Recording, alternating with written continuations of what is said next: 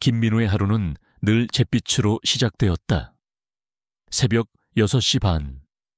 알람 소리가 무미건조한 아파트의 정적을 깨뜨리면 그는 마치 정해진 로봇처럼 몸을 일으켰다. 침대 옆 협탁에는 어젯밤 읽다 잠든 자기계발서가 펼쳐져 있었다.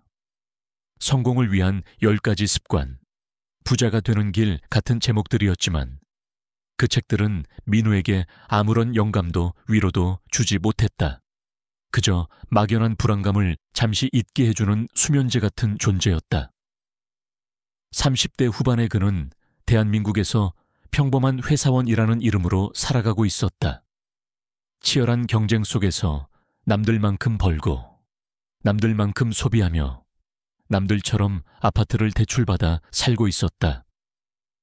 겉으로 보기엔 아무 문제 없는 삶이었지만 민우의 내면은 늘 텅 비어 있었다. 그에게는 뚜렷한 꿈도 불타는 열정도 없었다.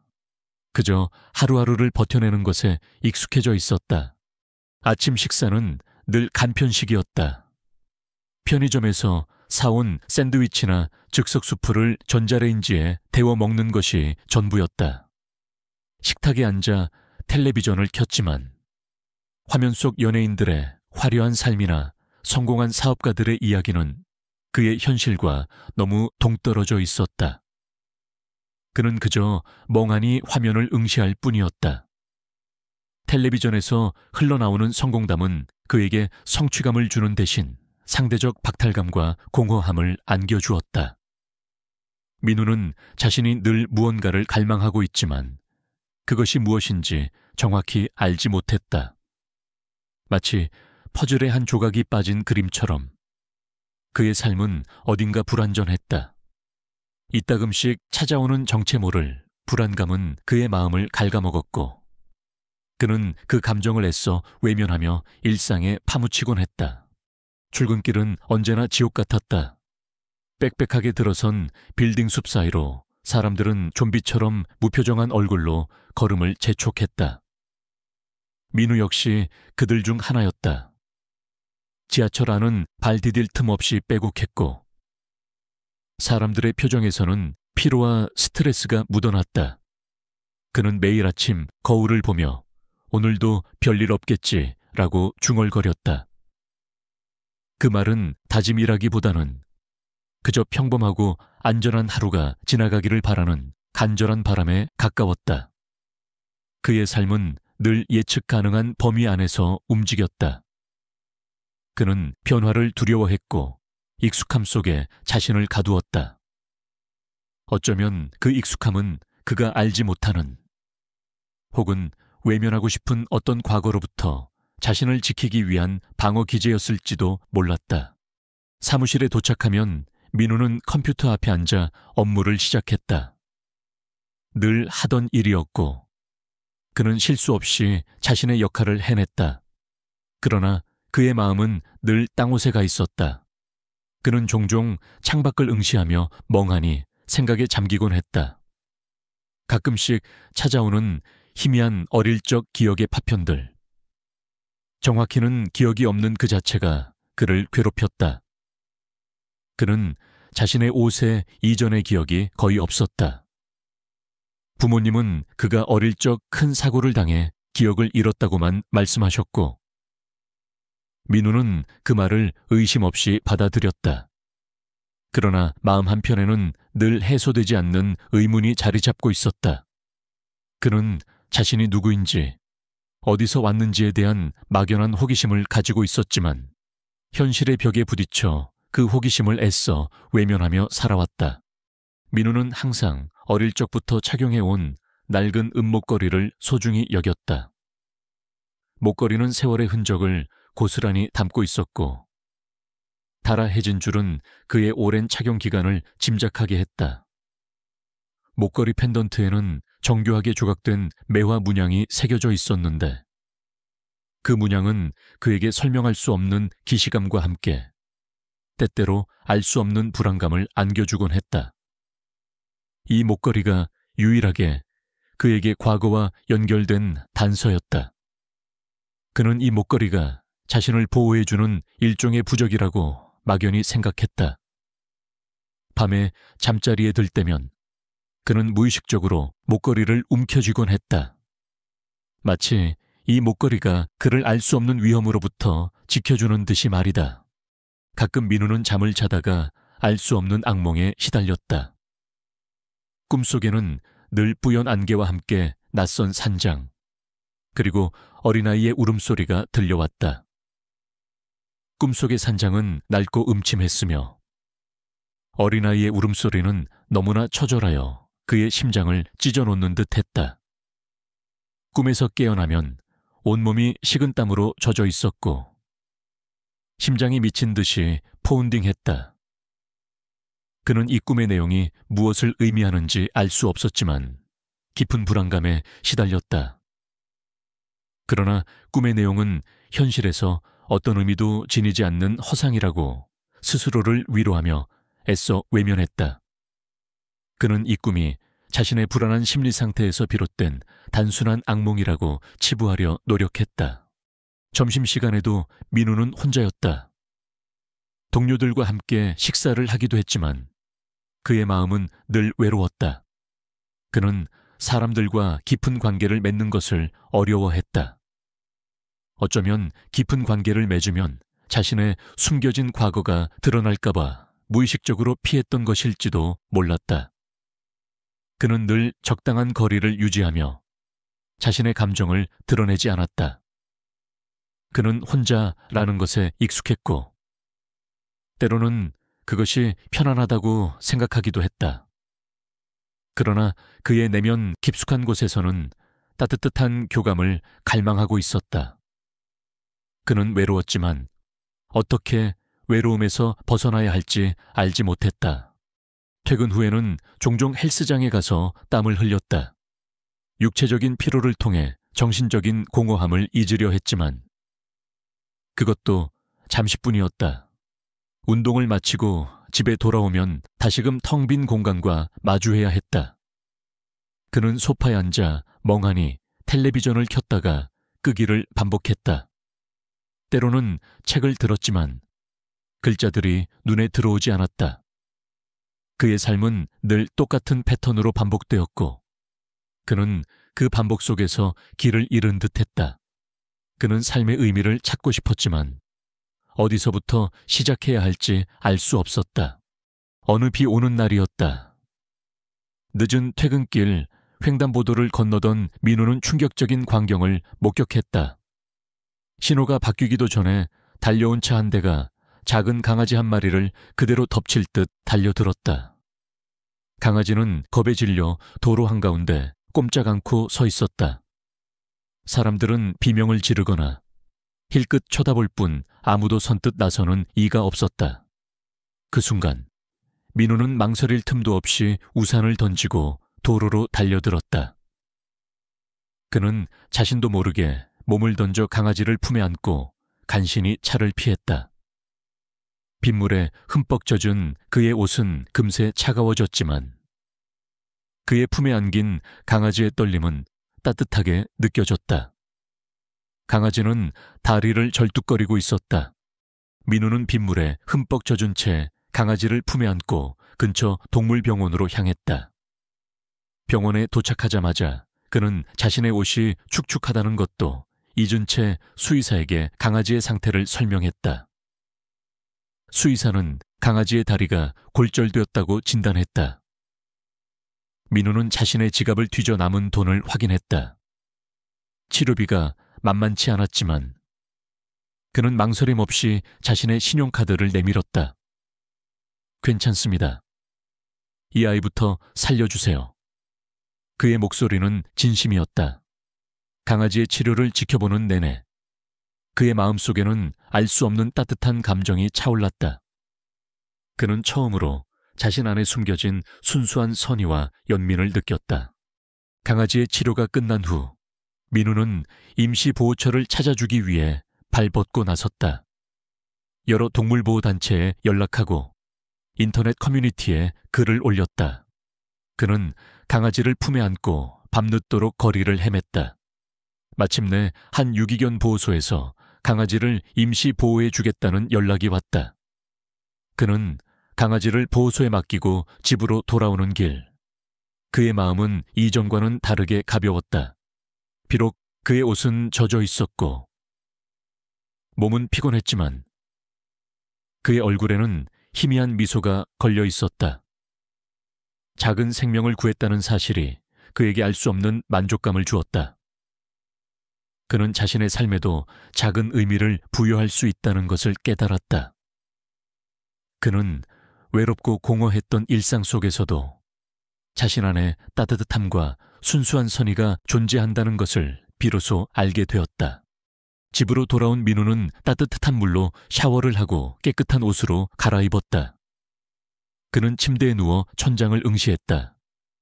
그의 목에 걸린 매화 문양 목걸이가 차갑게 느껴졌다. 이 목걸이는 그의 유일한 과거의 흔적이었다. 그의 어린 시절 기억이 거의 없다는 점, 그리고 이 목걸이가 유일한 단서라는 점이 그를 다시금 혼란스럽게 만들었다. 그는 자신이 누구인지에 대한 근원적인 질문에 직면했다. 그는 지금까지 그 질문을 애써 외면하며 살아왔지만 강아지를 구했던 오늘 밤, 그의 내면에서 알 수 없는 용기가 솟아나는 것을 느꼈다. 그는 더 이상 과거의 그림자에 갇히지 않고 자신이 누구인지 찾아 나서기로 결심했다. 그의 고요하고 단조로웠던 일상은 이제 거대한 폭풍의 전야에 놓이게 되었다. 그는 알지 못했다. 이 작은 변화가 그의 삶을 송두리째 바꿔놓을 것이라는 것을. 그의 운명은 이제 새로운 길을 향해 나아가고 있었다. 지루하고 무의미했던 민우의 일상은 강아지를 구했던 그 밤 이후 미세한 균열이 생기기 시작했다. 그의 마음속에 자리 잡았던 공허감은 여전했지만 그 틈으로 알 수 없는 작은 씨앗 하나가 뿌려진 듯했다. 그것은 바로 자신이 누구인지에 대한 근원적인 질문이었다. 그는 더 이상 이 질문을 외면할 수 없었다. 그의 목에 걸린 매화 문양 목걸이가 주는 막연한 불안감과 반복되는 악몽의 잔상들이 그를 끊임없이 과거로 이끌었다. 그는 이제 그 실체를 파악하고 싶었다. 주말이 되자 민우는 홀로 등산을 계획했다. 답답한 도시를 벗어나 자연 속에서 머리를 식히고 동시에 자신을 짓누르는 불안감의 실체를 찾아보고 싶었다. 그는 인터넷 지도를 뒤져 한적하고 경치가 좋은 산을 골랐다. 등산복을 챙겨 입고 배낭에 간단한 식량과 물을 넣었다. 그의 등산은 늘 혼자였다. 그는 사람들과의 복잡한 관계보다는 고요한 자연 속에서 자신을 돌아보는 것을 선호했다. 어쩌면 그는 무의식적으로 자신의 내면에 숨겨진 어떤 진실을 찾아 헤매고 있었는지도 모른다. 산으로 가는 기차 안에서 민우는 창밖 풍경을 응시했다. 푸른 산과 맑은 강물이 그의 눈앞을 스쳐 지나갔다. 그의 마음은 평온해지는 듯했지만 동시에 알 수 없는 긴장감이 그의 심장을 짓눌렀다. 산 입구에 도착하자 그는 심호흡을 하고 산행을 시작했다. 처음에는 완만한 경사였지만 점차 산길은 험해졌다. 바위 투성이의 길을 오르고 좁은 오솔길을 지나면서 그의 입에는 땀방울이 송골송골 맺혔다. 그는 힘든 산행 속에서 잠시나마 자신의 복잡한 생각들을 잊을 수 있었다. 그의 목표는 정상에 오르는 것이 아니라 그저 걷고 또 걷는 것이었다. 오후가 되자 하늘은 갑자기 어두워지기 시작했다. 먹구름이 몰려오더니 이내 굵은 빗방울이 후드득 떨어지기 시작했다. 민우는 당황했다. 일기예보에는 비 소식이 없었기 때문이다. 그는 서둘러 배낭에서 우비를 꺼내 입었지만 거센 바람과 함께 몰아치는 비는 그의 몸을 금세 흠뻑 적셨다. 산길은 빗물에 젖어 미끄러웠고 앞을 분간하기 어려울 정도로 시야가 흐려졌다. 그는 길을 잃었다. 나뭇가지에 매달려 있는 낡은 끈을 따라 걷고 또 걸었지만 산은 마치 거대한 미로처럼 그를 집어삼키는 듯했다. 불안감이 그의 심장을 다시 옥죄어왔다. 빗속에서 하염없이 헤매던 민우의 눈에 저 멀리 희미한 불빛이 들어왔다. 그는 희망을 품고 그 불빛을 향해 발걸음을 재촉했다. 불빛에 다가서자 낡고 허름한 오래된 산장이 그의 눈앞에 나타났다. 산장은 마치 시간이 멈춘 듯 고요했다. 창문은 먼지로 뒤덮여 있었고 나무 벽은 습기에 젖어 낡아 있었다. 그는 주저없이 산장 문을 열고 안으로 들어섰다. 퀴퀴한 곰팡이 냄새와 함께 차가운 공기가 그를 감쌌지만 빗속에서 떨던 그에게는 더없이 아늑한 공간이었다. 산장 안은 어두웠지만 중앙에는 낡은 난로가 놓여 있었다. 민우는 젖은 옷을 벗어 난로 옆에 걸어두고 주머니에서 비상용 성냥을 꺼내 난로에 불을 지폈다. 장작이 타닥타닥 타오르는 소리가 고요한 산장 안에 울려 퍼졌고 따뜻한 온기가 그의 몸을 감쌌다.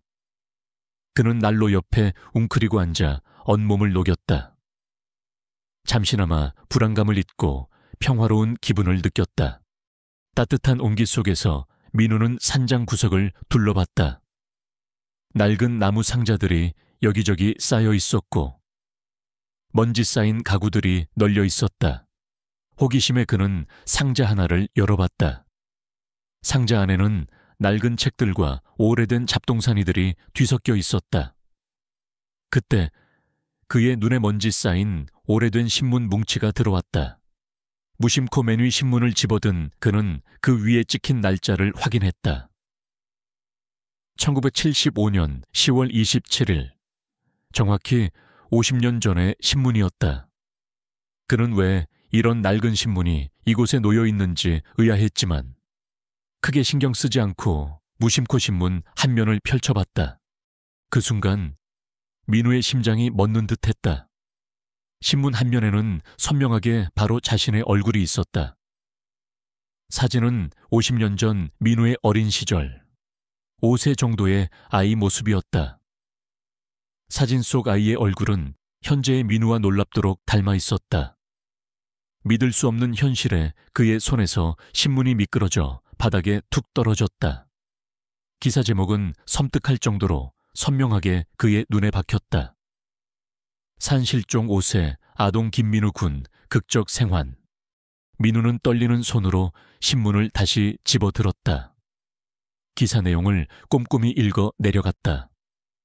50년 전, 그가 지금 헤매고 있는 이 산에서 5세 아이가 실종되었고 며칠 만에 기적적으로 발견되었다는 내용이었다. 그런데 그 아이의 이름이 김민우였다. 그리고 사진 속 아이의 얼굴은 분명 자신의 어린 시절 모습과 너무나 똑같았다. 그는 소름이 돋는 것을 느꼈다. 이 모든 것이 우연일까 아니면 자신이 기억하지 못하는 어떤 진실이 숨겨져 있는 것일까? 이성과 감성이 뒤섞여 혼란에 빠졌다. 50년 전 실종된 아이의 얼굴이 어떻게 자신과 똑같을 수 있지? 자신이 왜 이 기억을 전혀 가지고 있지 못하지 말도 안 되는 일이라고 부정하려 했지만 기사에 언급된 산의 이름과 5세 아동 실종이라는 내용이 어릴 적 악몽 속 뿌연 안개와 낯선 산장, 어린아이의 울음소리와 기묘하게 연결되었다. 그는 강한 두려움과 함께 자신이 누구인지에 대한 강력한 갈망을 느꼈다. 그는 신문을 던져버리고 싶었지만 동시에 진실을 파헤치고 싶은 충동에 휩싸였다. 그의 목에 걸린 매화 문양 목걸이가 차갑게 느껴졌다. 마치 목걸이가 그에게 무언가를 말하려는 듯 알 수 없는 에너지가 그의 몸을 감쌌다. 산장에서의 이 발견은 민우의 평범한 일상을 송두리째 파괴했다. 그는 더 이상 이 사건을 외면할 수 없었다. 신문은 그에게 과거의 문을 강제로 열게 했고 이제 그는 자신이 누구인지, 50년 전 그날 무슨 일이 있었는지, 그리고 왜 자신에게 과거의 기억이 없는지 알아내야만 했다. 빗방울은 산장 밖에서 여전히 세차게 내리고 있었지만 그의 내면에서는 훨씬 더 거대한 폭풍이 몰아치고 있었다. 그는 산장에 홀로 앉아 밤새도록 신문 기사를 읽고 또 읽었다. 밤이 깊어질수록 그의 머릿속은 더욱 복잡해졌다. 그는 잠시나마 얻었던 평온함을 잃어버리고 다시금 깊은 혼란 속으로 빠져들었다. 다음 날 아침 비는 그쳤고 산장 밖은 맑은 햇살이 내리쬐고 있었다. 민우는 신문 뭉치를 조심스럽게 배낭에 넣었다. 그는 더 이상 주저하지 않았다. 그는 이 모든 미스터리의 진실을 밝혀내기로 결심했다. 산장을 나서며 그는 한 번도 가본 적 없는 이 산장이 마치 자신의 과거와 연결된 특별한 장소처럼 느껴졌다. 그는 산을 내려와 도시로 향하는 버스에 몸을 실었다. 그의 발걸음은 무거웠지만 그의 눈빛은 이전에 없던 결연함으로 빛나고 있었다. 그의 삶은 이제 돌이킬 수 없는 새로운 여정을 시작하게 된 것이다. 그는 집으로 돌아가지만 신문의 내용은 그의 머릿속을 떠나지 않아 잠을 이룰 수 없었다. 그는 이 문제에 정면으로 맞서기로 결심한다. 그의 평범했던 일상은 이제 영원히 과거 속으로 사라졌다. 50년 전 신문 한 면에 박힌 자신의 어린 시절 얼굴은 김민우의 삶을 뒤흔들었다. 그는 더 이상 아무것도 모른 채 평범하게 살아갈 수 없었다. 침대에 누워 천장을 응시했지만 그의 머릿속은 온통 신문 기사의 내용과 어린 시절의 희미한 악몽, 그리고 목에 걸린 매화 문양, 목걸이에 대한 의문으로 가득 찼다. 그는 밤새도록 잠을 이루지 못했다. 다음 날 아침 회사에 휴가를 내고 곧장 신문에 언급된 사건을 조사하기 시작했다. 그의 발걸음은 불안했지만 동시에 진실을 향한 강력한 열망으로 빛나고 있었다. 민우는 먼저 국회 도서관으로 향했다. 50년 전 신문 기사가 더 있을 것이라는 막연한 기대를 안고 자료실로 들어섰다. 낡고 오래된 신문들을 뒤적이며 그는 끈질기게 과거의 흔적을 쫓았다. 며칠 밤낮을 도서관에서 지사으며 그는 당시 사건 관련 신문 기사들을 추가로 발견했다. 대부분은 그가 산장에서 찾은 신문의 내용과 비슷했지만 몇몇 기사에서는 당시 사건을 담당했던 경찰관의 이름이 언급되어 있었다. 박경식 경사. 민우는 그 이름을 보자마자 자신의 심장이 빠르게 뛰는 것을 느꼈다. 이 사람이 진실을 알고 있을지도 모른다는 직감이 들었다. 박경식 경사의 이름으로 검색하자. 그는 이미 은퇴하여 작은 시골 마을에서 홀로 살고 있다는 정보를 얻을 수 있었다. 민우는 망설임 없이 다음 날 아침 일찍 시골행 버스에 몸을 실었다. 창밖으로 스쳐 지나가는 푸른 들판과 고요한 마을 풍경은 그의 마음을 잠시나마 평온하게 해주었다. 그러나 그의 심장은 여전히 불안감으로 격렬하게 뛰었다. 그는 이 만남이 자신의 삶을 완전히 바꿔놓을 것이라는 예감에 휩싸였다. 버스는 작은 시골 마을의 종점에 도착했다.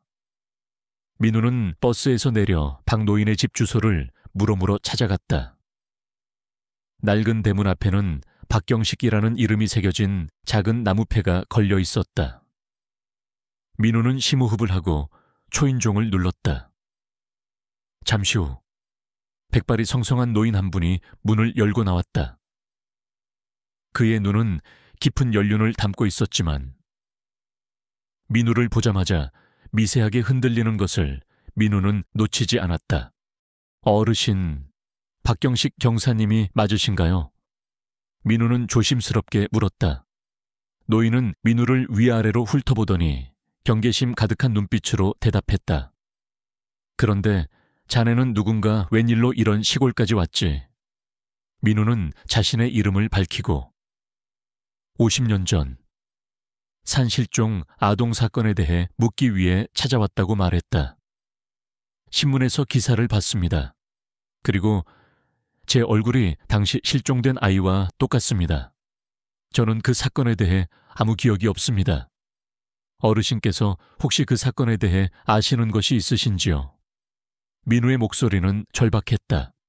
박노인의 눈빛은 더욱 흔들렸다. 그는 민우의 얼굴을 한참 동안 응시하더니 마침내 한숨을 쉬며 민우를 집 안으로 안내했다.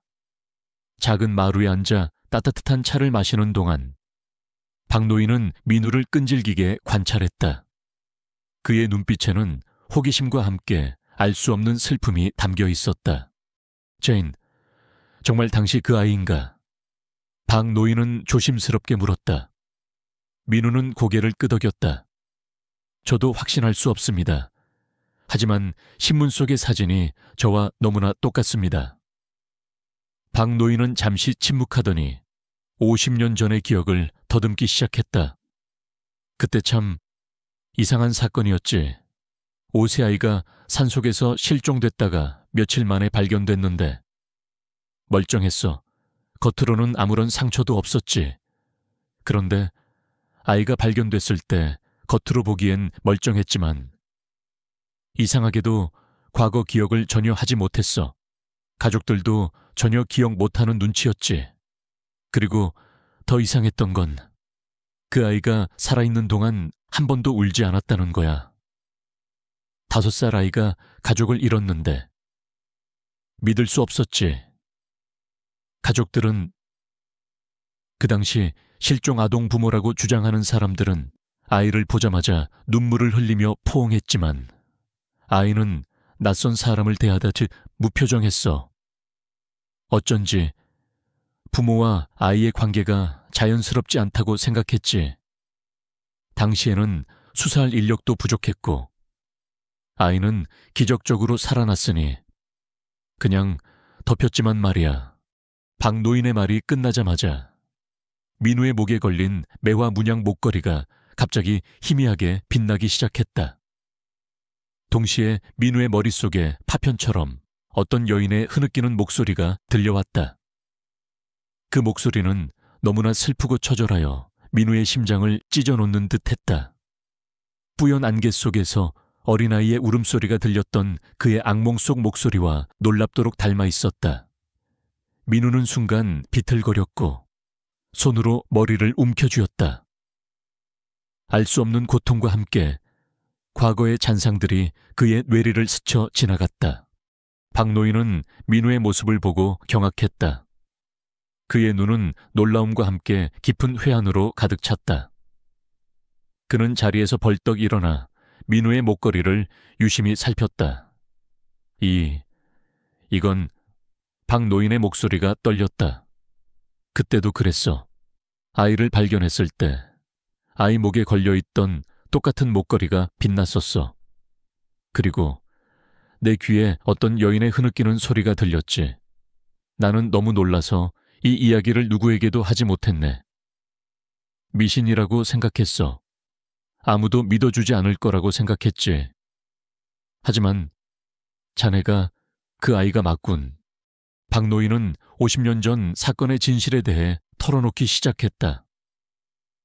사실 그 사건은 단순한 실종 사건이 아니었네. 당시 나는 김씨 성을 가진 유력한 용의자를 의심했었어. 김타오. 그는 당시 재벌가 후계자였네. 그의 아버지는 아들을 낳지 못해 애를 태우고 있었지. 그런데 자네의 친부모님은 그의 아버지의 잃어버린 자식의 후손으로, 즉 진정한 후계자는 자네의 집안이었네. 김태호는 이 사실을 알고 자네 부모님을 제거하고 자네를 살해버려 실종된 것처럼 꾸몄네. 그는 자네 부모님을 살해하고 자네를 유기했던 거야. 나는 당시 증거를 찾으려 했지만 김태호의 막강한 권력과 돈 앞에 번번이 실패했지. 나는 무기력하게 이 사건을 덮을 수밖에 없었네. 나는 이 일로 평생 죄책감에 시달렸네. 이제야 이 진실이 드러나는군. 박노인은 낡은 상자 하나를 가져왔다. 상자 안에는 낡은 사진첩과 함께 빛바랜 편지 봉투가 들어있었다. 이것은 당시 자네 부모님 집에서 몰래 가져온 걸세. 자네의 부모님은 김태호가 자신들을 노리고 있다는 것을 알고 미리 이런 증거들을 숨겨두었지. 나는 이걸 지키기 위해 평생을 숨어 살았네. 자네의 어머니의 편지일세. 그리고 이 사진들은 자네 부모님과 자네의 어린 시절 사진들이지. 민우는 떨리는 손으로 편지를 집어들었다. 편지는 세월의 흔적으로 인해 누렇게 발에 있었지만 어머니의 자필 글씨는 생생하게 느껴졌다. 편지 속에는 민우의 친어머니가 아들에게 남긴 사랑과 함께 김태호의 음모에 대한 경고, 그리고 민우가 가진 특별한 능력에 대한 언급이 담겨 있었다. 민우야, 너는 특별한 아이다. 너의 매화 목걸이는 너의 능력을 상징한단다. 슬픔과 아픔을 읽어내는 능력이란다. 언젠가 네가 이 편지를 읽게 된다면 엄마는 네가 이 능력을 선한 곳에 사용하길 바란다. 그리고 김태호를 조심하거라. 그는 우리의 모든 것을 빼앗으려 할 것이다. 민우는 편지를 읽으며 눈물을 흘렸다. 50년 동안 잃어버렸던 기억의 조각들이 하나둘씩 맞춰지기 시작했다. 그의 악몽 속 뿌연 안개는 김태호의 악행으로 얼룩진 과거의 잔상이었고, 산장은 그가 버려졌던 장소였다. 그리고 어린아이의 울음소리는 자신과 친어머니의 고통이었다. 그의 목걸이에서 들려온 흐느끼는 목소리는 바로 자신의 친어머니의 슬픔이었다. 그는 자신이 단순한 기억상실증 환자가 아니라 타인의 아픔과 과거의 흔적을 읽어내는 특별한 능력을 가지고 있음을 깨달았다. 그의 능력은 단순한 영적 능력이 아니라 과거의 정보를 읽어내고 그것을 현실에 투영시키는 강력한 힘이었다. 바로 그때 박노인의 휴대폰이 울렸다. 낯선 번호였다. 박노인이 전화를 받자 차갑고 섬뜩한 목소리가 들려왔다. 박경식 씨, 50년 전 일을 아직도 기억하고 계시군요. 당신의 아파트에 불이 나기를 원치 않는다면 김민우를 당장 나에게 넘기시오. 전화는 김태호였다. 그는 민우의 등장을 알게 되자 불안감을 느끼고 사람들을 시켜 민우의 뒤를 캐기 시작했던 것이다. 박노인이 민우를 찾아왔다는 사실을 알자마자 그는 박노인의 목숨을 빌미로 민우를 협박하기 시작했다. 박노인의 얼굴은 창백하게 질렸다. 그는 민우를 보며 고개를 저었다. 이런, 김태호가 자네를 쫓고 있었어. 내가 미끼가 되었군. 자네는 빨리 도망쳐야 해. 민우는 분노에 휩싸였다. 그는 더 이상 도망치지 않았다. 그는 김태호에게 자신의 부모님의 복수를 하고 자신의 정체를 밝혀낼 때가 왔음을 직감했다. 그의 손목에 있는 흉터 초기 설정에서 은목걸이로 변경되었으므로 여기서는 목걸이로 변경가 아닌 그의 매화 문양 목걸이가 뜨겁게 달아올랐다. 그의 눈빛은 이전에 없던 강렬한 빛을 뿜어냈다. 그는 이제 모든 진실을 마주하고 자신의 운명에 정면으로 맞설 준비가 되어 있었다. 김민우의 손에 들린 어머니의 빛바랜 편지는 단순한 종이 조각이 아니었다. 그것은 50년 동안 묻혀있던 잔혹한 진실, 그리고 그 진실을 밝혀낼 자신의 운명을 알리는 선고문이었다. 박노인의 휴대폰에서 들려온 김태호의 협박은 민우의 심장을 찢어놓는 듯 했지만 동시에 그의 내면에 잠들어 있던 분노와 강렬한 복수심을 일깨웠다. 그는 더 이상 과거의 희생자가 아니었다. 그는 이제 자신의 삶을 송두리째 파괴하려 했던 자와 정면으로 맞설 준비가 되어 있었다. 그의 목에 걸린 매화 문양 목걸이가 뜨겁게 달아오르는 것을 느꼈다. 그것은 단순히 유물이 아니라 그의 각성된 능력을 알리는 신호탄이었다. 민우는 박노인에게 김태호의 협박 내용을 설명했다. 박노인의 얼굴은 충격과 후회로 일그러졌다. 이런, 내가 자네를 위험에 빠뜨렸군. 김태호 그놈은 정말 악마 같은 이라고. 자네는 어서 이곳을 떠나야 해. 경찰이 올 때까지 숨어 있어야 한다. 그의 목소리는 절박했지만 민우의 눈빛은 흔들림 없었다. 아닙니다. 선생님, 이제 더 이상 도망칠 수 없습니다. 제 부모님의 억울한 죽음과 50년 동안 잃어버린 제 삶을 위해서라도 저는 김태호와 맞서야 합니다. 민우의 목소리는 낮았지만 그 속에는 단단한 결의가 담겨 있었다. 그는 박노인에게 경찰에 다시 연락하여 자신이 김태호와 대면할 장소를 알리고 최대한 빨리 와달라고 부탁했다. 김태호의 협박 전화는 민우를 50년 전 그 산장으로 유인했다. 그곳은 민우의 삶이 파괴된 곳이자 그의 진정한 정체가 드러난 곳이었다. 김태호는 그곳에서 민우를 완전히 제거하고 자신의 비밀을 영원히 묻어버리려 할 것이 분명했다. 민우는 김태호의 속셈을 정확히 꿰뚫어 보고 있었다. 그는 산장으로 향하는 발걸음을 재촉했다. 그의 심장은 불안감으로 뛰었지만 이제 그 불안감은 복수심과 사명감으로 뒤섞여 있었다. 그는 산장으로 향하는 길목에서 자신의 삶을 되짚어봤다.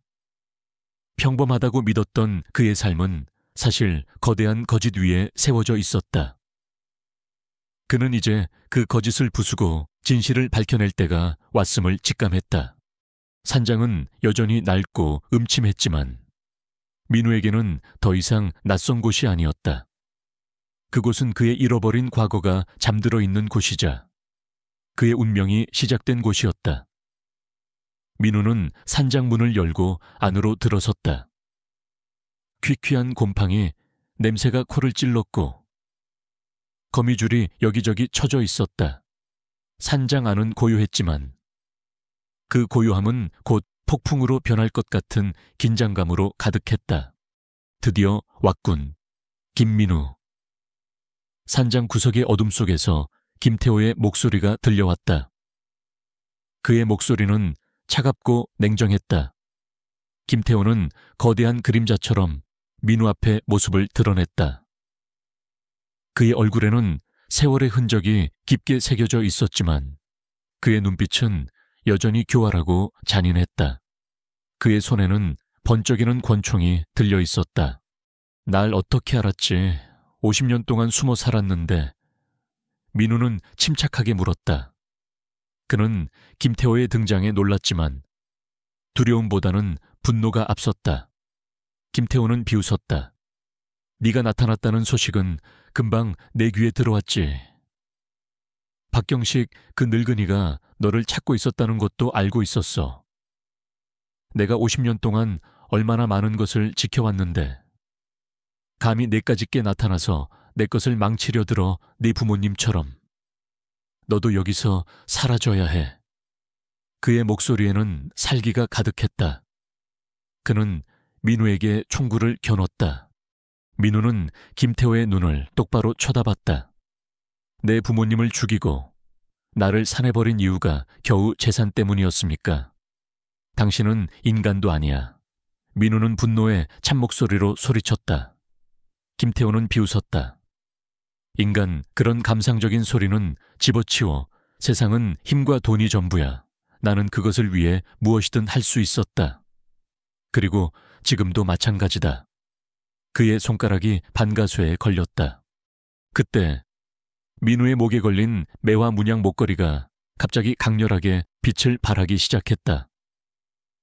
붉은 빛이 산장 안을 가득 채웠고 그의 머릿속에 과거의 충격적인 기억들이 파노라마처럼 생생하게 되살아났다.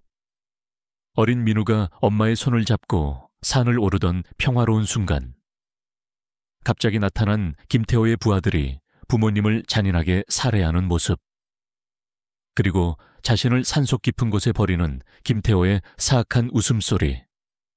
50년 동안 잃어버렸던 모든 기억이 한순간에 민우의 뇌리를 스쳤다. 그는 이제 자신이 누구이며 무엇을 위해 싸워야 하는지 명확히 깨달았다. 그는 단순히 50년 전의 기억을 되찾은 것이 아니라 과거의 흔적을 읽어내고 그것을 현실에 투영시키는 능력들, 완전히 제어하게 된 것이다. 민우는 눈앞에 김태호에게 자신의 부모님이 겪었던 고통과 자신의 어린 시절의 아픔을 투영시켰다. 그는 김태호의 악행을 낱낱이 파헤치고 그의 과거 범죄들을 구체적인 증거와 함께 언급하며 심리적으로 압박하기 시작했다. 당신은 50년 전 산 계곡에서 내 부모님을 살해하고 내가 가진 유산을 빼앗았지. 그리고 나를 이곳에 버렸어. 그때 당신이 신었던 신발, 당신의 손에 들려있던 칼, 그리고 당신이 내뱉었던 비웃음 소리까지 나는 모두 기억한다. 민우의 목소리는 마치 과거의 메아리처럼 산장 안에 울려 퍼졌다. 그의 눈은 붉게 빛났고 그의 온몸에서는 알 수 없는 에너지가 뿜어져 나왔다. 김태호는 민우의 갑작스러운 능력 발현과 정확한 폭로에 당황했다. 그의 얼굴은 공포로 일그러졌다. 그는 민우가 자신의 숨겨진 과거를 꿰뚫어 보고 있다는 사실에 경악했다. 말도 안 돼. 내가 어떻게 너를 죽였는지. 김태호는 자신이 저지른 살인의 장면이 민우의 눈빛을 통해 다시금 그의 눈앞에 펼쳐지는 듯한 착각에 빠졌다. 그의 정신은 혼미해졌고 그는 총을 쏘려 했지만 그의 손은 공포에 질려 미세하게 떨렸다. 민우는 김태호의 혼란을 틈타 재빨리 몸을 움직였다. 그는 과거의 기억을 투영하는 능력으로 김태호의 정신을 더욱 혼미하게 만들었다. 김태호는 환각에 시달리며 자신의 죄악이 눈앞에 펼쳐지는 듯한 고통을 겪었다. 그는 비명을 지르며 머리를 움켜쥐었다. 그 순간 민우는 김태호의 손에서 총을 빼앗아 바닥에 던졌다. 총은 쾅 소리를 내며 바닥에 부딪혔고 산장 안에는 고요함이 찾아왔다. 모든 것이 끝났다고 생각하는 순간 산장 문이 쾅 하고 열리며 경찰이 들이닥쳤다. 경찰관들은 총성이 들리자마자 산장 안으로 진입했다. 박노인의 신고가 제때 접수되었던 것이다. 그들은 바닥에 쓰러져 정신을 차리지 못하는 김태호와 그를 제압하고 있는 민우를 발견했다. 경찰들은 김태호를 체포하고 산장 주변을 수색하여 민우가 언급한 김태호의 과거 범죄에 대한 숨겨진 증거들을 발견했다. 낡은 삽, 땅속에 묻혀있던 오래된 총기, 그리고 50년 전 유기되었던 민우의 부모님의 것으로 추정되는 옷가지들이 발견되었다. 이 모든 것은 민우가 발현한 능력 덕분에 가능했다. 민우는 경찰에게 자신이 겪었던 모든 일과 자신의 능력, 그리고 김태호의 악행에 대해 진술했다. 그의 진술은 명확하고 구체적이었으며 그의 특별한 능력은 경찰 수사에 결정적인 단서를 제공했다. 박노인은 민우의 특별한 능력을 보고 경외감을 표했다. 자네는 정말 특별한 아이였어. 이제야 이 진실이 밝혀지는군. 나는 평생을 이 날을 기다렸네.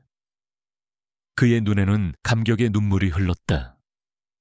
경찰들은 민우의 증언과 증거를 통해 김태호의 악행을 완전히 밝혀냈고 50년 전 미제 사건의 진실이 명명백백하게 드러났다.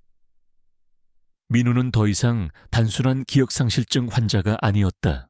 그는 자신의 과거를 되찾고 부모님의 억울함을 풀어준 영웅으로 사회의 주목을 받게 되었다. 이 사건은 언론을 통해 대서특필되었다. 50년 전 미제 사건의 진실이 밝혀지고 한 남자가 자신의 잃어버린 기억과 특별한 능력을 통해 정의를 실현했다는 이야기는 전 국민에게 충격과 감동을 안겨주었다. 민우의 이름은 신문의 한 면을 장식했고 그의 얼굴은 50년 전 어린 시절의 모습과 함께 나란히 보도되었다. 그는 더 이상 잿빛 일상에 갇힌 평범한 회사원이 아니었다. 그는 자신의 아픔을 딛고 일어선 강인한 존재이자 사회에 정의를 가져온 영웅으로 떠올랐다. 김태호는 모든 증거 앞에서 자신의 죄를 부정할 수 없었다. 그는 법의 심판을 받게 될 것이 분명했다. 그의 몰락은 탐욕과 악행의 끝을 보여주는 상징적인 사건이 되었다. 민우는 산장을 나오며 깊은 숨을 내쉬었다. 그의 마음은 홀가분했지만 동시에 알 수 없는 숙명 같은 감정에 휩싸였다. 그는 이제 자신의 특별한 능력을 어떻게 사용해야 할지 고민해야 했다. 그의 삶은 더 이상 과거의 그림자에 갇히지 않았다. 그는 이제 자신의 새로운 운명을 스스로 개척해야 할 때가 왔음을 깨달았다. 그의 손목에 있는 희미한 흉터, 여기서는 목걸이는 여전히 그의 존재를 알리고 있었지만 이제 그것은 더 이상 고통이나 불안의 상징이 아니었다. 그것은 그의 새로운 시작을 알리는 희망의 증표였다. 산장에서의 격렬한 대치 이후 김민우의 삶은 이전과는 완전히 다른 방향으로 흘러갔다. 김태호의 체포와 함께 50년 전의 끔찍한 진실이 만천에 드러나면서 민우는 더 이상 숨죽여 살 필요가 없었다. 그의 이야기는 언론을 통해 빠르게 확산되었고 그는 기억을 되찾은 생존자이자 정의를 밝혀낸 영웅으로 전국민적인 주목을 받았다. 그러나 그의 마음속에는 복잡한 감정들이 뒤섞여 있었다. 부모님의 억울한 죽음에 대한 슬픔과 분노, 잃어버린 50년에 대한 회한, 그리고 이제 막 깨어난 특별한 능력에 대한 혼란이 교차했다. 김태호의 재판은 전 국민의 관심 속에 진행되었다. 그의 막강한 변호인단은 갖은 방법으로 그의 죄를 은폐하려 했지만 민우의 명확한 증언과 그의 능력을 통해 발견된 결정적인 증거들 앞에서는 속수무책이었다. 민우는 법정에서 50년 전 그날의 참혹한 기억을 생생하게 증언했다. 그의 목소리는 떨렸지만 그 속에 담긴 진실의 무게는 법정을 압도했다. 그는 김태호의 악행을 낱낱이 파헤쳤고 그의 눈은 복수심과 함께 진실을 향한 강렬한 열망으로 불타올랐다. 배심원들은 민우의 증언에 눈물을 흘렸고 김태호의 추악한 민낯에 분노했다. 결국 김태호는 50년 전 살인 및 유기, 그리고 현재의 협박 및 살인 미수 혐의로 법의 최고 심판을 받게 되었다. 그는 무기징역을 선고받았고 그의 재산은 모두 국고로 환수되어 사회에 환원되었다. 탐욕과 악행으로 얼룩졌던 그의 인생은 그렇게 막을 내렸다. 언론은 김태호의 몰락을 정의의 승리라고 대서특필했다. 재판이 끝난 후 민우는 박노인을 찾아갔다. 박노인의 집은 더 이상 낡고 초라한 시골집이 아니었다. 민우가 마련해준 아늑하고 깔끔한 집에서 그는 평온한 여생을 보내고 있었다. 박노인은 민우를 보자마자 따뜻하게 끌어안았다.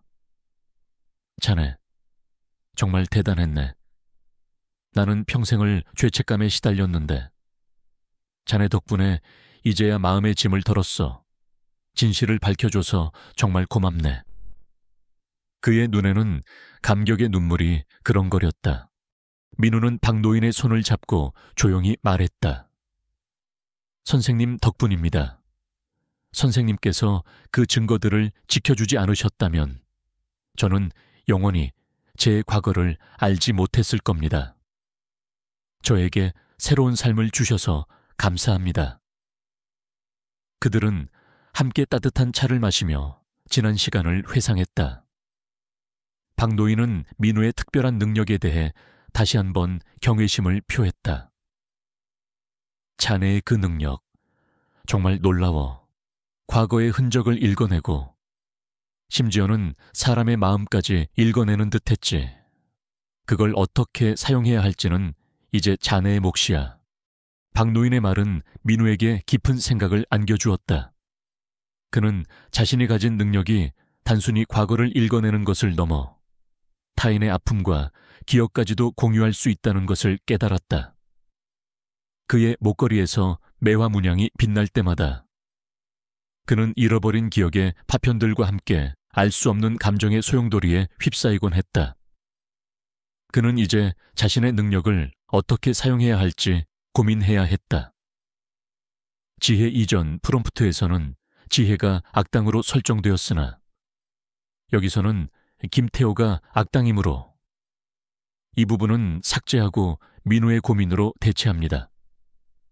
처럼 사리사욕을 채우는 데 사용해야 할까? 아니면 이 능력으로 타인을 돕고 세상을 이롭게 해야 할까? 답은 명확했다.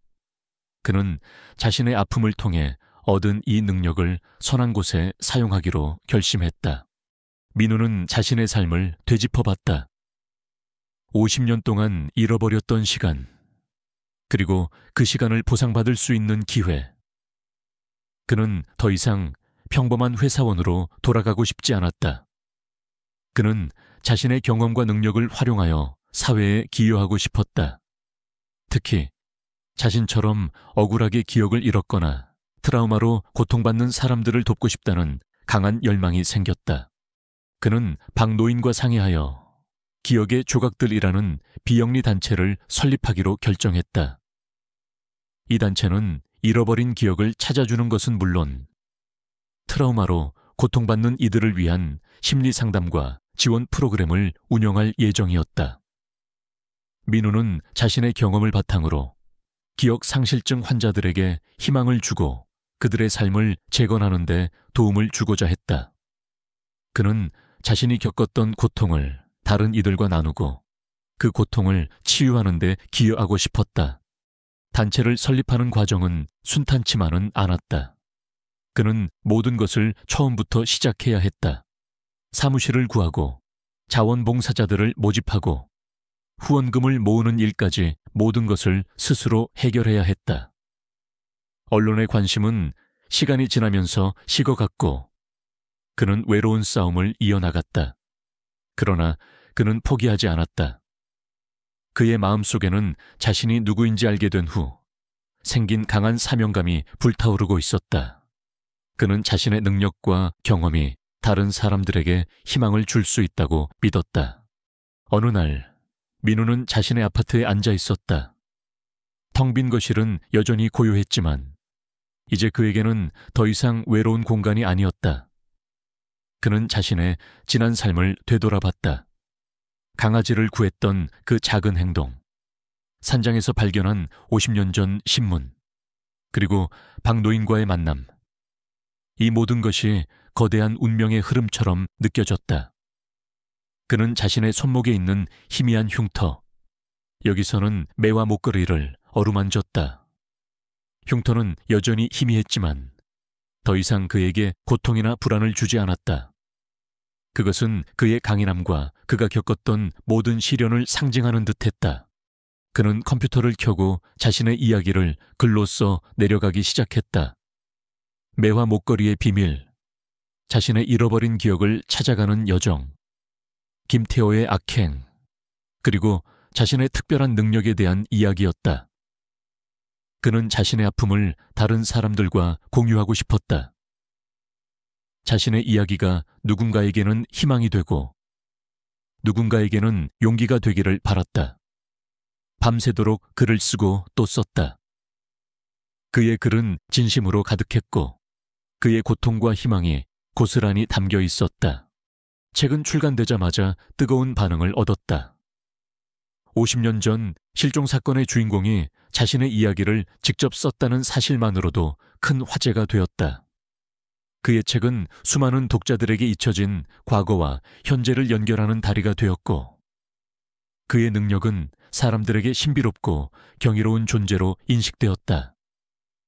책은 베스트셀러가 되었고 그는 유명 인사가 되었다. 그러나 그는 유명세에 연연하지 않았다. 그는 책의 인쇄를 모두 기억의 조각들 단체에 기부했다. 그의 목표는 돈이나 명예가 아니라 오직 자신의 능력을 통해 사회에 기여하고 타인을 돕는 것이었다. 그는 강연 요청을 수없이 받았다. 처음에는 사람들 앞에 나서는 것이 두려웠지만 그는 용기를 내어 강단에 섰다. 그는 자신의 경험을 솔직하게 이야기하고 기억 상실로 고통받는 사람들에게 희망의 메시지를 전달했다. 그의 강연은 수많은 사람들에게 감동과 용기를 주었다. 많은 사람들이 그의 이야기에 공감하며 자신들의 숨겨진 아픔을 털어놓기 시작했다. 그는 이 모든 과정을 통해 자신이 진정으로 원하는 삶이 무엇인지 깨달았다. 그것은 바로 타인의 아픔을 치유하고 그들에게 희망을 주는 삶이었다. 민우는 이제 더 이상 불안과 공허함에 시달리지 않았다. 그의 삶에는 뚜렷한 목표와 의미가 생겼다.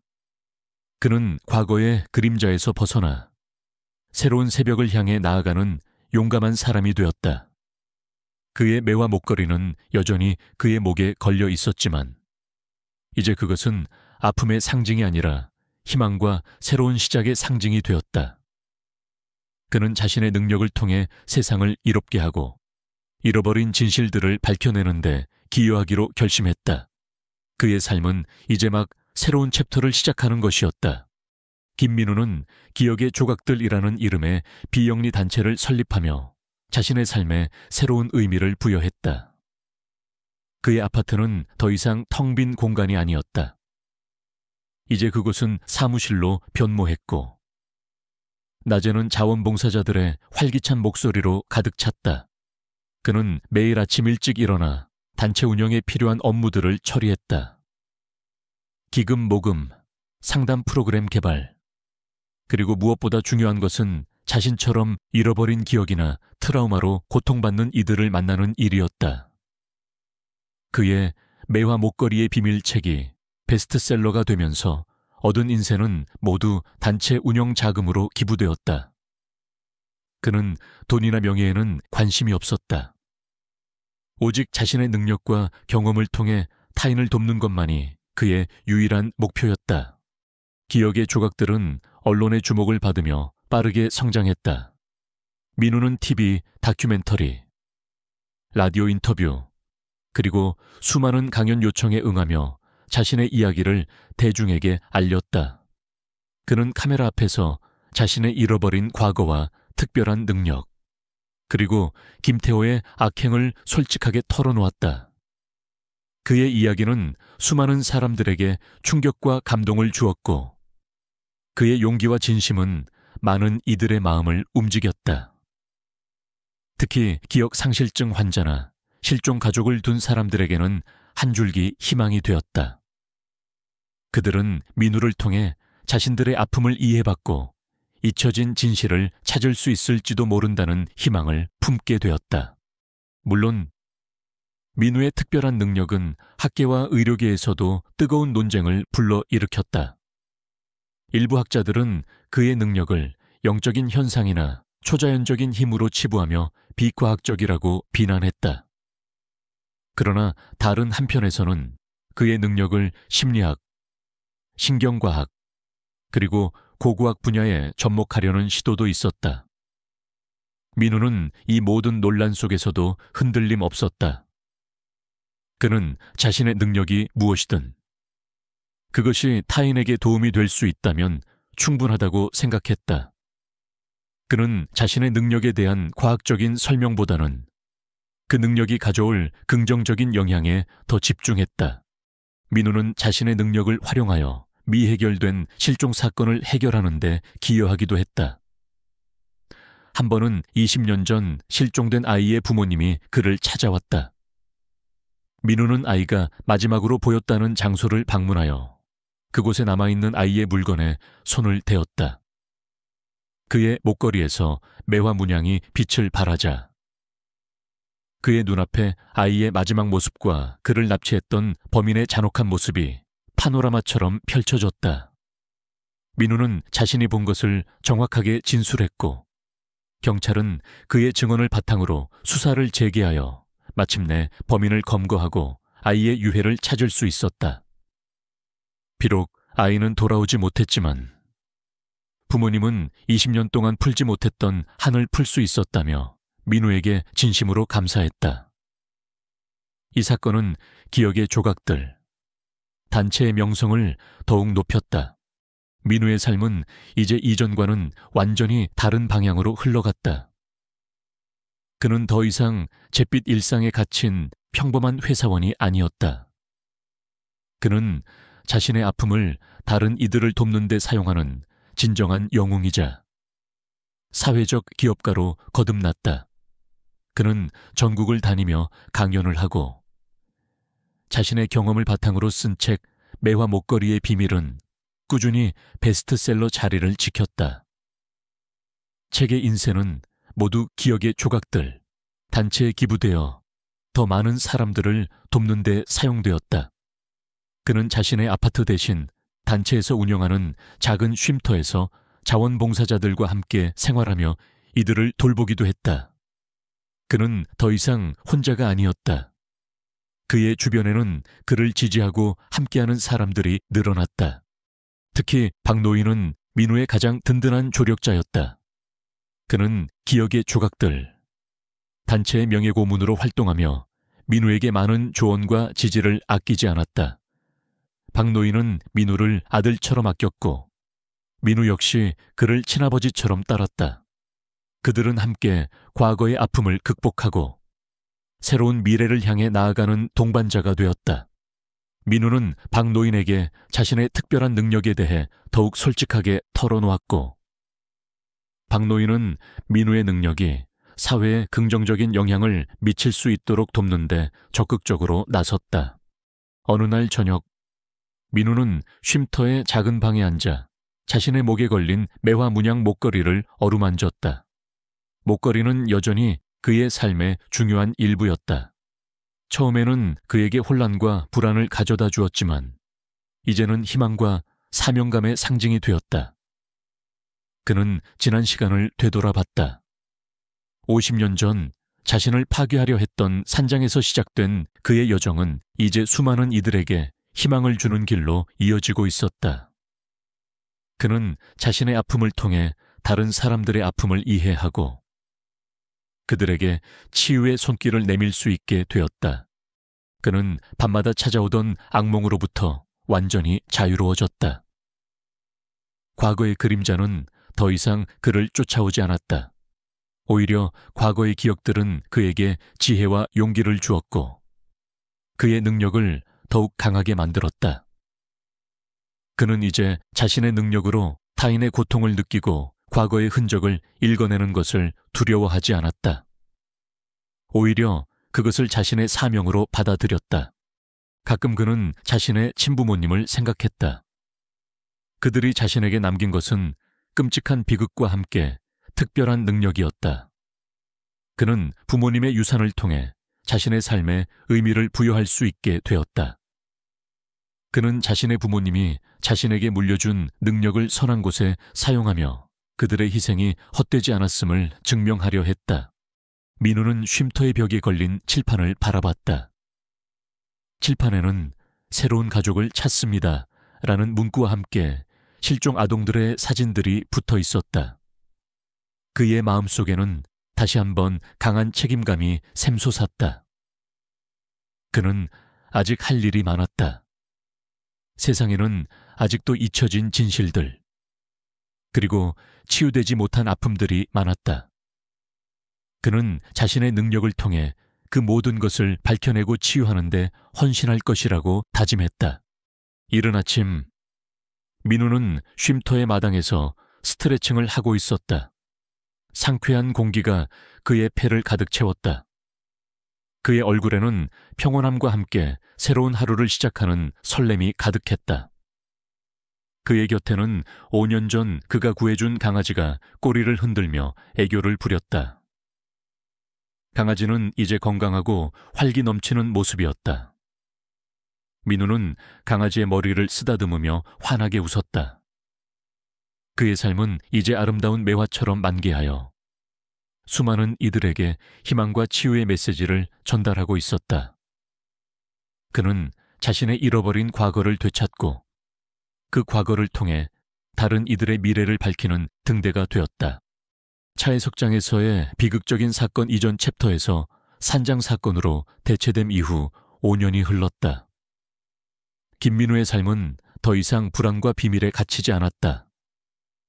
그는 이제 기억의 조각들이라는 단체를 이끄는 리더이자 잃어버린 문명 이전 챕터에서는 기억을 되찾고 아픔을 치유하는 역할의 목소리를 대변하는 이 부분은 잃어버린 기억과 트라우마로 고통받는 이들의 목소리를 대변하는 진실의 수호자로 우뚝 섰다. 그의 이름 앞에는 항상 미스터리를 푸는 여인. 이전 챕터에서 남성 주인공이므로 남자. 살아있는 역사가. 이전 챕터에서 고고학자가 아닌 기억치유 전문가이므로 기억치유 전문가. 와 같은 수식어가 따라붙었다. 손목에 희미하게 남은 흉터는 이전 챕터에서 매화 문양 목걸이로 변경됨 더 이상 고통의 흔적이 아니었다. 그것은 그의 강인함과 특별한 사명을 상징하는 영광의 표식이었다. 김민우의 삶은 새로운 지평을 열었다. 50년 전 그를 파괴하려 했던 산장에서 시작된 그의 여정은 이제 수많은 이들에게 희망을 선사하는 길로 이어졌다. 그는 기억의 조각들, 단체를 통해 잃어버린 기억으로 고통받는 사람들과 트라우마를 안고 살아가는 이들에게 치유의 손길을 내밀었다. 그의 특별한 능력, 즉 과거의 흔적을 읽어내고 타인의 아픔을 공유하는 능력은 많은 사람들에게 기적과도 같은 희망을 주었다. 민우는 자신의 경험을 바탕으로 쓴 책 매화 목걸이의 비밀 바다이 전 세계적으로 번역되어 베스트셀러가 되면서 그 인쇄로 기억의 조각들 단체에 재정을 튼튼히 하고 더 많은 지원 프로그램을 운영할 수 있게 되었다. 그는 이제 더 이상 혼자가 아니었다. 기억의 조각들. 단체는 전국 각지에 지부를 설립하며 성장했고 수많은 자원봉사자들이 민우의 뜻에 동참했다. 민우는 직접 상담과 치료 세션에 참여하며 사람들의 이야기를 듣고 자신의 능력을 통해 그들의 잃어버린 기억을 찾아주거나 트라우마의 원인을 이해하도록 도왔다. 그의 노력 덕분에 수십 년 동안 잃어버렸던 가족을 찾은 이들, 끔찍한 사고의 기억을 극복하고 새 삶을 시작한 이들이 생겨났다. 민우의 이야기는 인간은 고통 속에서도 희망을 찾을 수 있다는 메시지를 전하며 수많은 이들에게 용기와 위로를 주었다. 특히 박노인은 민우의 곁에서 변함없는 지지와 조언을 아끼지 않았다. 그는 기억의 조각들, 단체의 명예 고문으로 활동하며 민우에게 정신적인 버팀목이 되어주었다. 박노인은 민우를 아들처럼 아꼈고 민우 역시 그를 친아버지처럼 따랐다. 그들은 함께 과거의 아픔을 극복하고 현재의 성공을 나누며 진정한 가족 이상의 유대를 형성했다. 민우는 박노인과 함께 당시 김태호가 저질렀던 악행에 대한 사회적 경각심을 일깨우는 캠페인도 진행했다. 그들은 과거의 비극이 다시는 되풀이되지 않도록 끊임없이 노력했다. 김태호는 자신의 탐욕과 악행에 대한 대가를 치렀다.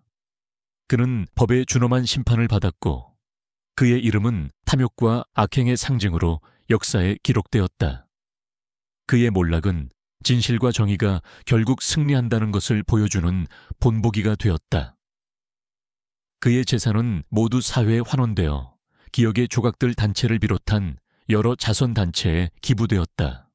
어느 맑은 가을날, 민우는 단체가 새롭게 문을 연 기억치유센터 개관식 연단에 섰다. 이곳은 50년 전 그가 길을 잃었던 산장 근처에 자리 잡고 있었다. 산장은 이제 더 이상 낡고 음침한 곳이 아니었다. 민우의 단체에서 운영하는 희망 산장으로 탈바꿈하여 기억을 잃었거나 트라우마를 가진 사람들이 자연 속에서 치유받고 회복할 수 있는 공간이 되었다. 산장의 마당에는 아름다운 매화나무가 심겨 있었고 그 향기가 가을 바람에 실려 은은하게 퍼졌다. 수많은 언론인, 학자들, 그리고 민우의 도움으로 새 삶을 찾은 사람들이 그의 강연을 듣기 위해 모였다. 민우는 마이크를 잡고 자신의 이야기를 시작했다. 그의 목소리는 차분했지만 그 속에는 잃어버린 시간을 되찾은 자의 지혜와 아픔을 통해 얻은 강인함, 그리고 세상을 향한 깊은 사랑이 담겨 있었다. 저는 한때 제가 아무것도 모르는 평범한 사람이라고 믿었습니다. 제게는 특별한 것도 내슬 만한 것도 없다고 생각했죠. 하지만 저는 우연히 발견한 50년 전 신문을 통해 제가 누구인지, 그리고 제가 얼마나 잔혹한 과거를 가지고 있었는지 알게 되었습니다. 그 진실은 저를 깊은 절망 속으로 밀어 넣었지만 동시에 저에게 새로운 삶의 목적을 선사했습니다. 저는 이 모든 과정을 통해 깨달았습니다. 인간은 고통 속에서도 희망을 찾을 수 있으며 상처는 우리를 더 강하게 만든다는 것을요. 그리고 우리 모두 안에는 알 수 없는 특별한 힘이 숨겨져 있다는 것을요. 중요한 것은 그 힘을 어떻게 사용하느냐입니다. 우리는 이 기억치유센터를 통해 과거의 아픔을 치유하고 서로를 이해하며 더 나은 미래를 만들어갈 수 있다고 믿습니다. 그의 강연은 참석자들에게 깊은 울림을 주었다. 많은 사람들이 눈물을 흘렸고 그의 용기와 진심에 아낌없는 박수를 보냈다. 강연이 끝난 후 수많은 사람들이 민우에게 다가와 자신의 기이한 경험을 이야기하거나 그의 이야기가 자신들의 삶에 얼마나 큰 위로와 영감을 주었는지 고백했다. 민우는 그들의 이야기를 들으며 따뜻하게 미소 지었다. 그는 더 이상 혼자가 아니었다. 그의 삶은 이제 수많은 사람들과 연결되어 있었다. 연단 아래에서 박노인은 민우를 바라보며 자랑스러운 미소를 지었다. 그의 눈가에는 행복의 눈물이 맺혀 있었다. 강연이 끝난 후 그는 민우에게 다가가 따뜻하게 손을 잡았다. 정말 멋있었네. 민우, 자네는 이제 내가 알던 그 평범한 아이가 아니야. 진정한 영웅이 되었네. 박노인의 말에 민우는 겸손하게 미소 지었다. 선생님 덕분입니다. 제가 여기까지 올 수 있었던 건 모두 선생님의 믿음 덕분입니다.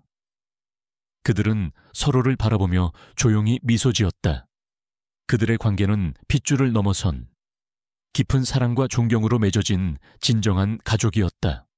그날 밤 민우는 희망산장의 작은 방에 앉아 창밖의 밤하늘을 바라봤다. 별들이 총총히 빛나고 있었다. 그의 목에는 여전히 낡은 매화 문양 목걸이가 걸려 있었지만 이제 그 목걸이는 아픔의 상징이 아니라 희망과 새로운 시작의 상징이 되었다. 그는 지난 5년 동안 쉼없이 달려왔다. 그의 몸은 피곤했지만 그의 마음은 평온했다. 그는 자신의 삶이 완전히 새로운 새벽을 맞이했음을 느꼈다. 과거의 그림자는 더 이상 그를 쫓아오지 않았다. 그는 고통스러운 진실을 마주함으로써 비로소 진정한 자신을 찾았고 타인을 위한 삶의 목적을 발견했다. 그는 이제 세상의 빛을 향해 당당히 나아가는 진실의 수호자가 되었다. 산장마당의 매화나무는 달빛 아래 아름답게 빛나고 있었다. 민우는 잠시 눈을 감고 깊은 숨을 내쉬었다. 그의 손목에 희미하게 남아있는 별 모양 흉터 이전 챕터에서 매화 문양 목걸이로 변경되었으므로 이 부분은 삭제하는 것이 일관성을 유지하는 데 좋습니다. 혹은 매화 문양 목걸이를 바라보는 것으로 대체합니다. 대신 그의 매화 문양 목걸이가 그의 손에 잡혔다. 그것은 그가 겪어낸 모든 시련과 그를 더욱 강하게 만든 경험을 상징하는 영광의 상처가 되었다. 민우는 이제 알았다. 삶은 예측 불가능한 미스터리로 가득하지만 사랑과 용기만 있다면 어떤 어려움도 이겨낼 수 있다는 것을. 그의 이야기는 이제 막 시작될 새로운 역사의 서막이었다. 그는 영원히 기억될 희망의 메아리가 될 것이었다. 오늘 이야기가 마음에 드셨다면 구독과 좋아요, 알림 설정 잊지 마세요. 다음에도 더 감동적인 이야기로 찾아뵙겠습니다. 감사합니다.